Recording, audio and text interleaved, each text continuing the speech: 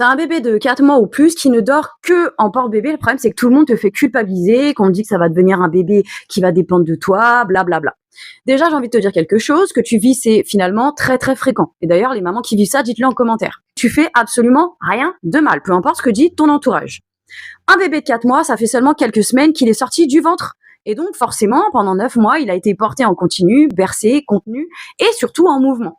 Donc aujourd'hui, ton bébé ne s'endort que en porte-bébé, c'est pas un caprice, c'est au final une continuité de ce qu'il a vécu pendant ces 9 mois. Le portage lui apporte exactement ce dont son système nerveux a besoin. Du mouvement, du contact et de la sécurité. Et ça l'aide à s'apaiser et finalement, ça l'aide à s'endormir. Maintenant, là où c'est important d'aller plus loin, c'est de se poser une vraie question. Est-ce que ton bébé dort en porte-bébé par besoin ou parce qu'il a un inconfort ailleurs?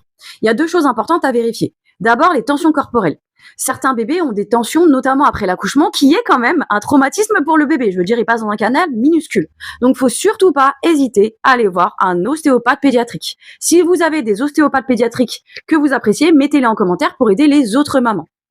Ensuite, et c'est très fréquent, surtout à cet âge-là, on a le fameux reflux. Les bébés qui ont du reflux vont souvent préférer être verticalisés parce que ça diminue la sensation de brûlure. Et souvent, malheureusement, on le repère pas tout de suite parce que le reflux, c'est pas toujours un reflux qui est visible et parce qu'on va pas se mentir, les médecins minimisent énormément ce qu'on leur dit. Voici quelques signes qui peuvent te montrer que potentiellement il y en a un. Ton bébé, il réclame beaucoup le sein ou le biberon, mais malgré tout, quand il prend, il semble inconfortable. Il va se cambrer en arrière, il pleure dès qu'on le met allongé, il dort mieux forcément en étant porté, il peut avoir des réveils fréquents. Des fois, tu le vois régurgiter. Il peut avoir une haleine très forte, qu'on dit un peu acide. Il peut te donner l'impression que des fois, il mâchouille quelque chose plusieurs heures après le repas.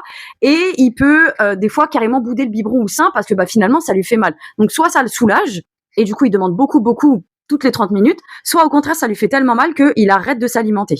Si jamais tu reconnais ton bébé dans ce que je viens de dire, cherche-moi les causes au reflux. Les pédiatres vont dire que ça va passer. C'est faux. Dans beaucoup de cas, il y a une cause. Soit il y a un problème au niveau de la succion, soit il y a un problème au niveau d'un frein bucco-restrictif, soit il y a une allergie ou une intolérance aux protéines de lait de vache ou à la composition du lait. Bref, il y a quelque chose. Le reflux ne se met pas en place pour faire joli. Certes, les 3 premiers mois, il y a l'immaturité, mais si ça continue après, faut trouver la cause. Si vous voulez une vidéo détaillée sur ça, dites-le moi.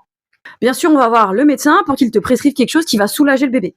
Petit truc, le Linexium, on le donne le matin. Parce que ça empêche de dormir. Voilà, je pose ça là. Tous ceux qui vont tomber sur cette vidéo, j'espère que vous allez voir ça. Pourquoi? Parce qu'un bébé qui a mal, il peut pas dormir correctement, il peut pas dormir allongé, il peut pas enchaîner les cycles correctement. Vérifie s'il n'y a pas du reflux. Et justement, dans mon programme sommeil qui vient tout juste de sortir, c'est des questions je vous invite à vous poser. Vous avez une grille d'observation pour vérifier si votre enfant